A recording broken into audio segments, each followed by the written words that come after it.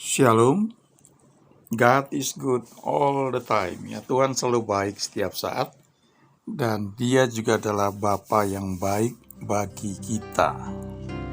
Aba Bapa, Aba Bapa, Kau segalanya bagiku.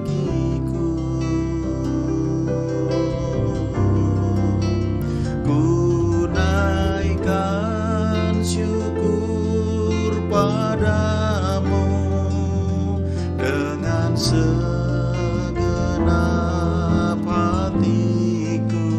Aba Bapa,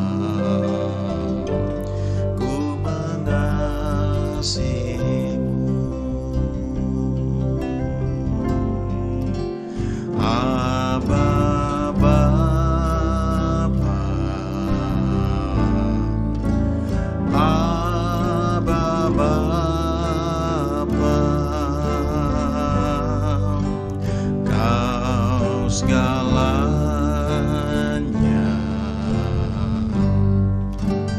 bagiku. Ku naikkan syukur padamu dengan segenap hatiku. Aba Bapa, ku mengasihimu. Aba Bapa, Aba Bapa, Kau segalanya bagiku. Ku naikkan syukur padamu dengan segenap hatiku. Aba Bapa, ku mengasihimu. Ku naikkan syukur padamu dengan segenap hatiku. Aba Bapa, ku mengasihimu. Ku naikkan syukur padamu dengan segenap hatiku. Aba Bapa, ku mengasihimu. Ada satu hak istimewa yang kita di Perjanjian Baru miliki, yaitu kita bisa panggil pencipta alam semesta ini dengan sebutan Aba atau Bapa. Aba itu panggilan yang dekat ya, ayah, panggilan kepada seorang ayah oleh seorang anak. Nah, Yohanes 1 ayat 12 berkata, tiap orang yang menerimanya diberinya kuasa supaya menjadi anak-anak Allah, yaitu mereka yang percaya dalam namanya. Nah, Bapa yang kita sembah itu di Yakobus 1 ayat 5 dikatakan bahwa Ia adalah Allah yang kalau kita meminta, Ia akan memberi tanpa mengungkit-ungkit. terjemahan Amplified Bible Classic itu dikatakan ia adalah the giving God, ya, Allah yang suka memberi. Ada beberapa ayat yang kita perlu baca, renungkan, sehingga iman kita itu bangkit tentang kebaikan Tuhan. Sehingga waktu kita berdoa, kita punya frame bahwa Bapa adalah Bapa yang baik, Bapa yang merancangkan yang baik buat anak-anaknya senantiasa. Ya, yang pertama kita lihat di Yohanes 16 ayat 24. Ini salah satu ayat yang seperti menantang kita, tapi kita perlu renungkan, ya, berulang-ulang dan minta Roh Kudus untuk memberi pewahyuan kepada kita. Karena Tuhan bilang begini, ya, di Yohanes 16 ayat 24, sampai sekarang kamu belum meminta sesuatu pun dalam namaku.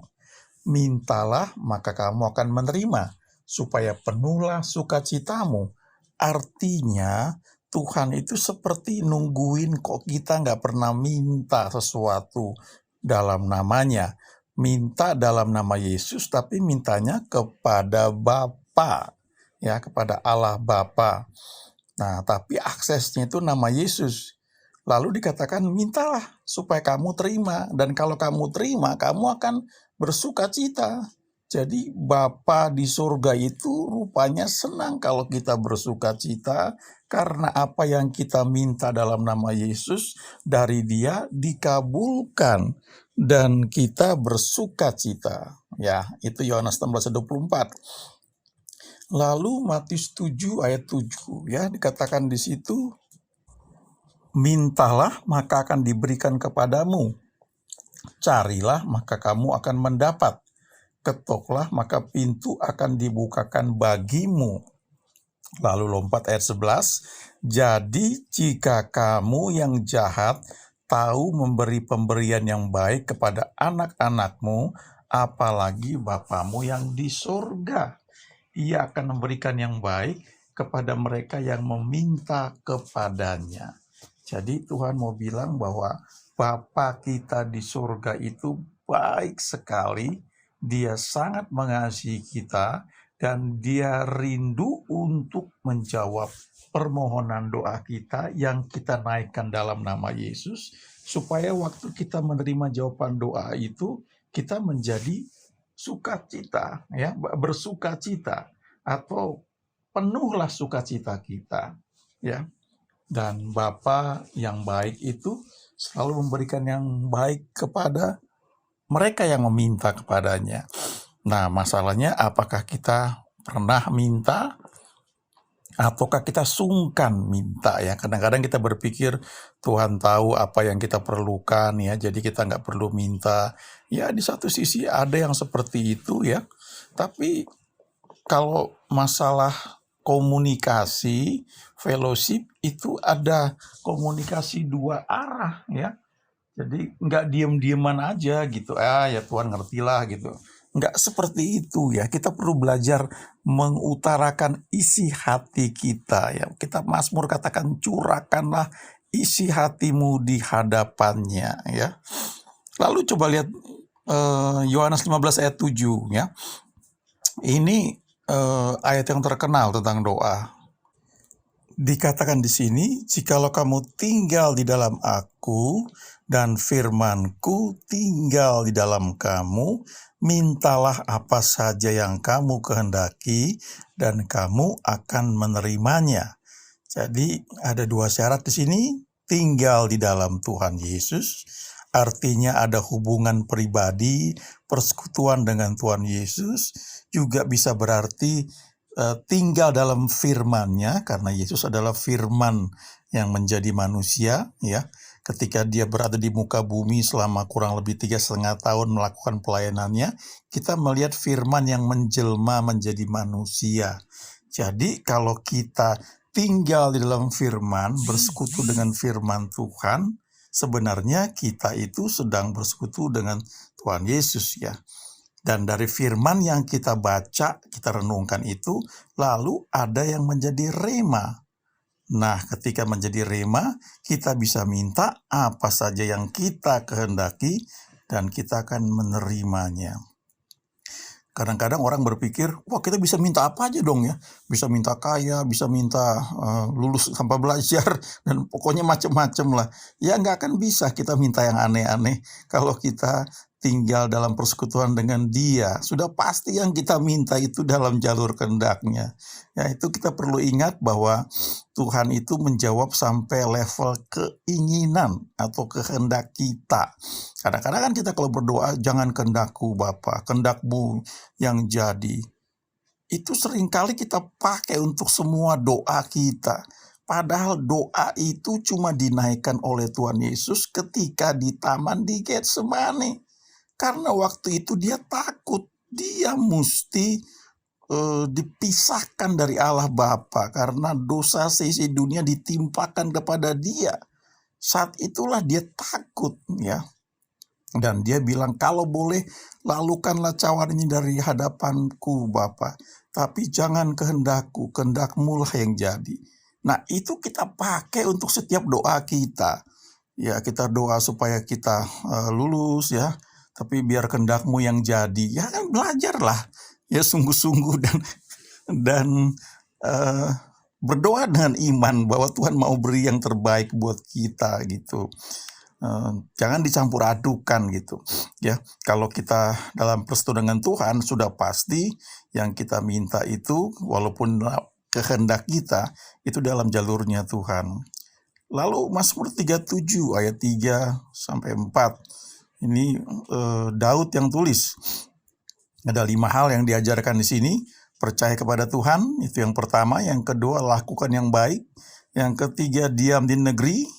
Yang keempat, berlaku setia. Dan yang kelima, ini yang seringkali kita miss ya, bergembiralah karena Tuhan ya. Kalau 5 hal ini, terutama yang kelima bisa kita lakukan dengan benar, maka Tuhan akan memberikan kepada kita apa yang diinginkan hati kita. Sejujurnya ya, dari apa yang saya lihat, saya pelajari, tapi juga tentu terbatas ya. Tapi saya melihat banyak orang itu bergembiranya bukan karena Tuhan.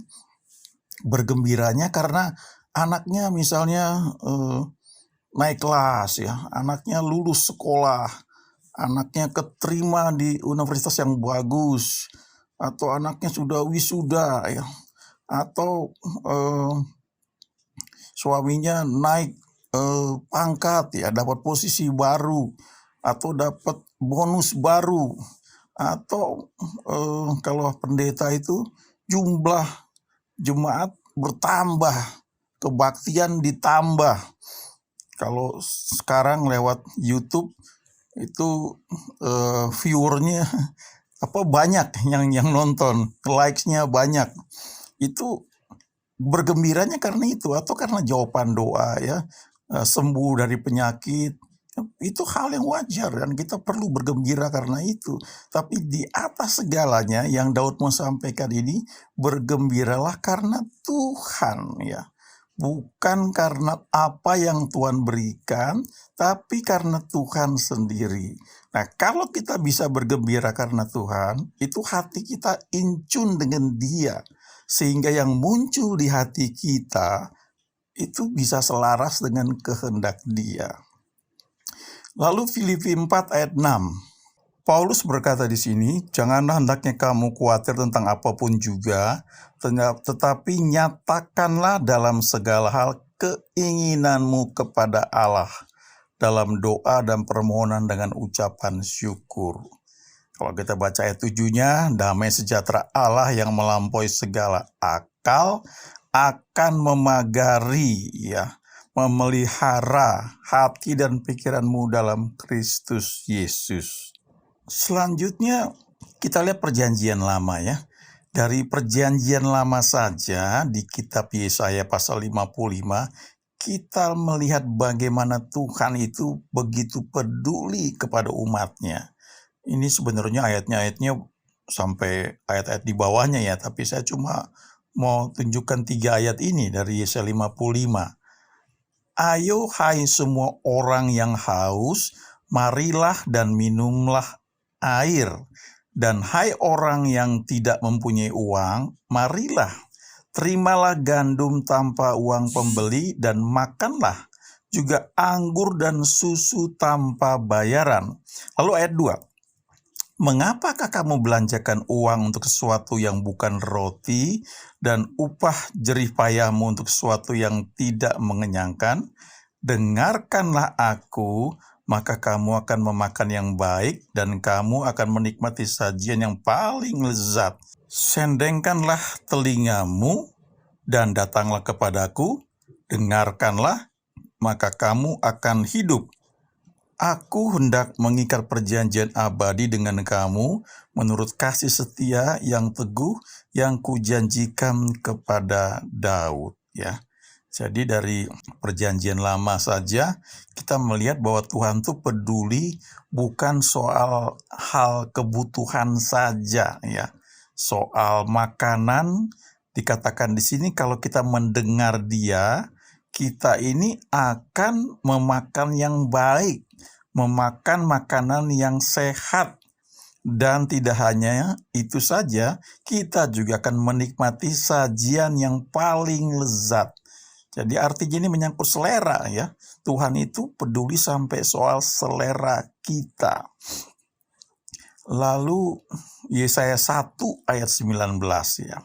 Dikatakan di sini, jika kamu menurut dan mau mendengar, maka kamu akan memakan hasil baik dari negeri itu. If you're willing and obedient, you will eat the best that the land produces, ya. Jadi ayat-ayat